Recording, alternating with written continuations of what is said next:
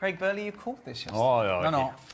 Listen, there's no Gab Marcottis about me patting myself in the back saying This was just a very good performance. I mean, it could have went either way, right? It was one of those games.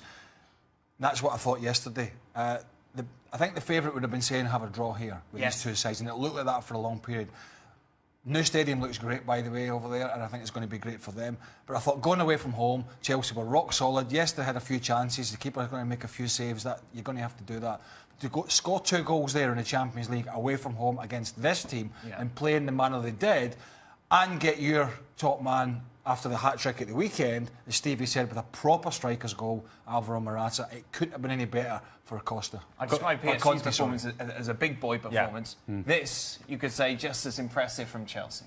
2 very impressive things for me for Chelsea in this performance. They go down to Atletico Madrid. And usually, when you're playing away to Atletico Madrid and you go down, there is no coming back because of the way that Atletico Madrid tends to play and wants to play.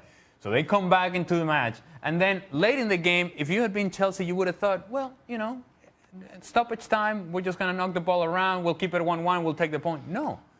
They put the ball into the box.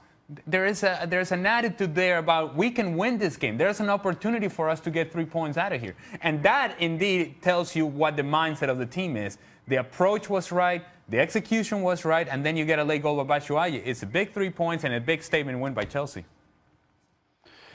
Well, I thought this game was going to be dull, boring, and just a little canny, but it wasn't. Both sides were trying to go forward, and I think by the second half, Chelsea understood that, you know what, we can actually go forward, and I don't think this team's going to hurt us, and that's what they did, and they get the reward by getting that goal late. You know, you go away from home in this competition, and Conte's teams have been talked about as being, you know, structured and maybe not as fluent as some others, but it's successful.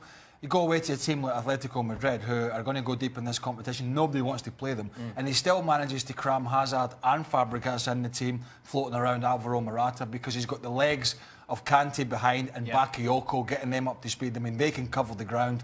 And then the 2 wing-backs as well. So he goes away from home, still plays those 2 players and manages to get a result. That shows you that, you know, you can squeeze some of these playmakers in the team and still be defensively solid.